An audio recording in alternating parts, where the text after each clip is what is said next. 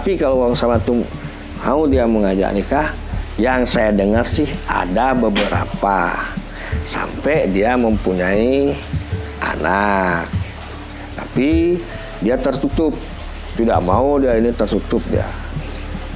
Dan ciri yang tiang dengar dari orang tetua tiang lah, pelisir tiang, ciri yang memang ada wong samar tuh rambutnya itu dah, orang itu pasti gimal murni loh.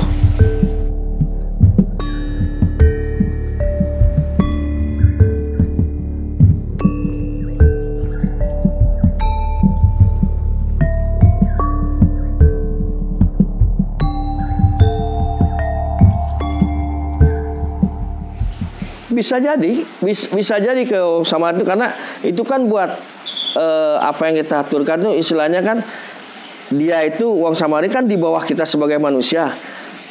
Nah, poinnya ini kan kita manusia sebagai makhluk ciptaan Tuhan yang sempurna di antara makhluk-makhluk ciptaan Tuhan yang lain. Nah, wong samar ini posisinya di bawah kita. Cuma kadang-kadang kita sebagian oknum orang meminta bantuan kepada wong samar berlebihan. Nah, otomatis kalau berlebihan itu kan ada sesuatu diminta oleh pihak mereka. Tapi kalau itu udah hal wajar, karena kita ngaturkan sesajen itu supaya apa?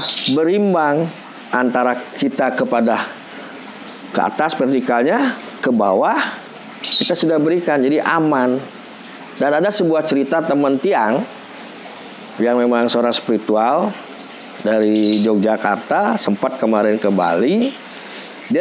Artinya dia betul-betul merasakan, dia melihat ada ini samar dan seterusnya ini, tapi dia tidak mengganggu. Karena apa? Karena ada sesajen itu.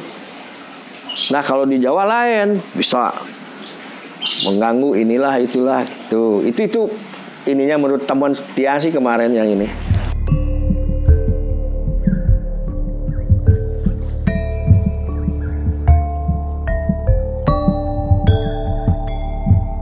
Lebih sulit ya sama dengan wong samar. Kalau santet itu kan pekerjaan manusia, ada tingkatan gininya dia, ada kemampuan manusia itu, kewisesannya. Kalau dengan wong samar, laung dia wong samar itu menginginkan, dia itu kadung wong samar itu minta nikah, kemudian itu yang berat. Tiang alami sini, anak tiang yang nomor 2 itu berapa bantan, berapa tebusan dia harus tebuskan. Sampai tiang nebus nih ke Jadan Daud tuh. Ini ada di sungai ini ke daerah tiang itu, ngaturkan tiang beguling dan ini di semer kemar itu. Itu untuk anak tiang supaya dia nggak gini. Lebih sulit itu, jujur aja lebih sulit kalau wong samar itu sudah menginginkan kita. Itu lebih sulit kita untuk melepasnya. Hanya bisa kita lakukan dampingkan. Ada tiang pasien dan asungkara oleh keluarganya tidak dipercaya dia gitu. Kebetulan ketemu dengan tiang, akhirnya sekarang dia sudah normal dan dia bergandengan tangan. Dan dia, saya tanya, kalau memang dia ada suatu masalah secara niskala, dia akan komunikasi ke sana. Dan manfaatnya bagus karena memang wong samar itu menginginkan dia.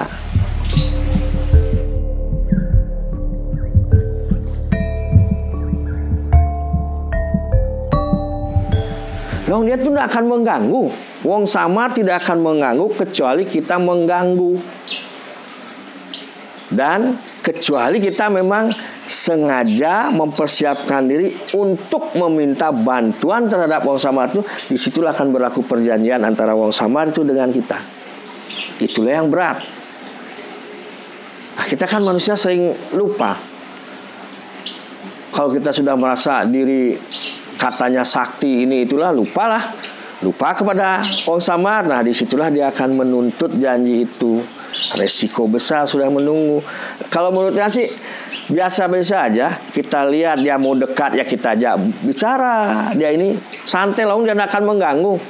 Yang pengalaman saya, entah teman-teman atau yang spiritual yang lain mungkin mengalami hal itu kembali kepada hak mereka. Tapi pengalaman pribadi saya tidak pernah merasa diganggu, tapi saya merasa nyaman. Benar, saya merasa nyaman karena ada sesuatu mereka kan ngasih tahu, nekel keneh tuh, dan rata siapapun yang menjalankan profesi apa ya, dukun lah, balian, pasti dia ada yang ngajak wong samar itu. Entah dia dapatnya di Tanah Kilap, di Biasaun, di Pulaki, Sugro di Dalemped, tuh, ada di sana.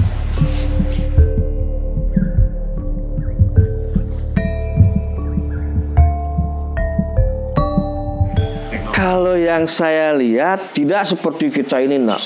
Mereka satu kampung itu misalnya, ada pasar, ada gini, tapi nak kayak kita gini, aktivitas berjalan biasa. Ada ini, cuma di sana yang saya ngalami sendiri. Saya pernah mengalami, lihat malam itu kejadian kalau nggak salah, yang tembus ke jalan Tanah Kilap nih ke di daerah Glogosari, di belakang Glogosari nih kan ada jalan nih, ada sebuah pura, itulah sebenarnya yang tembus ke Tanah Kilap. Di situ tiang betul-betul tiang melihat, tidak rumah tidak rumahnya ini, tidak rumah kayak biasa gini, betul-betul rumah kampung betul. Sampai tiang nanyakan ke sana, memang disitulah tempat sama pura kecil. Kalau nggak salah sih ada pemangkunya di Sungsung yang seni penari Bali yang gemuk-gemuk nih, itu yang tembusnya ke Tanah Kilap.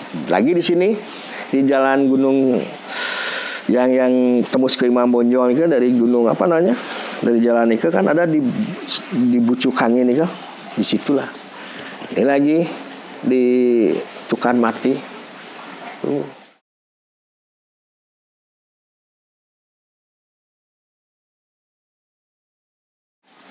Nah, kalau itu sih tiang tidak, waktu saat tiang pengalaman, tiang tidak merasakan perubahan waktu, yang hanya tiang adem, enak. Jadi tiang nggak lihat ada malam, ya biasa-biasa saja kan loh.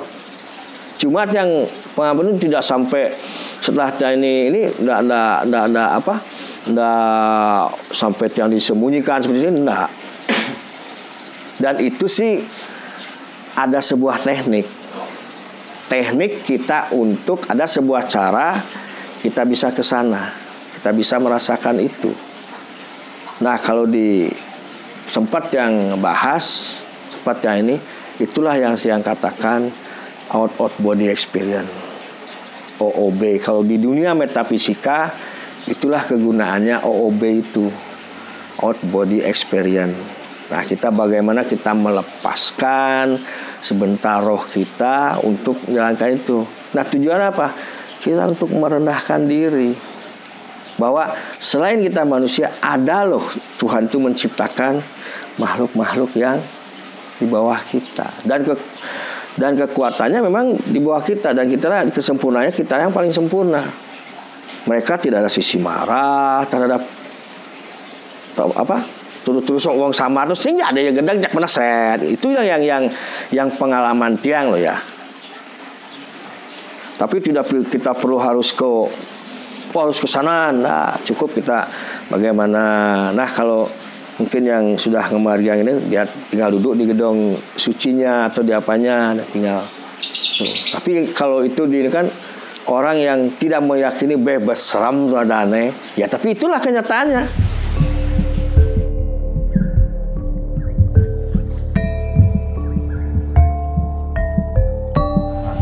Nah, satu, kita berkata-kata kasar.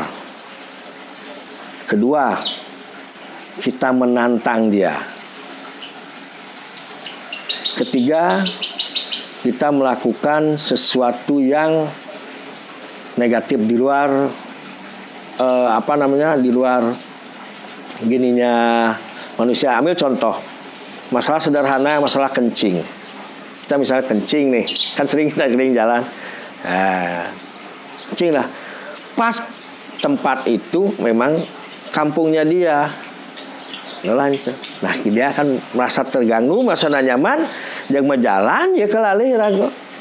Setelah kita dicari, apakah kita akan sakit, terus melihat yang aneh-aneh, ya kan? Nah, mungkin ditanyakan ke orang pintar, aneh, oh ternyata dia begini, disitulah kita harus nebus. Makanya kita harus hati-hati. Kalau ya kebanyakan sih mereka berdiamnya itu perkampungannya di jalur-jalur sungai, terus di daerah-daerah pegunungan, ada pohon besar itu mereka gininya. Dan sering terjadi itu pada saat perpindahan waktu dari sore menuju malam. Dari jam 6 sore akan menuju malam, di situ betul-betul yen cara orang tuh udah ngeriuh-riuhnya, woi, dan pesu nih ke.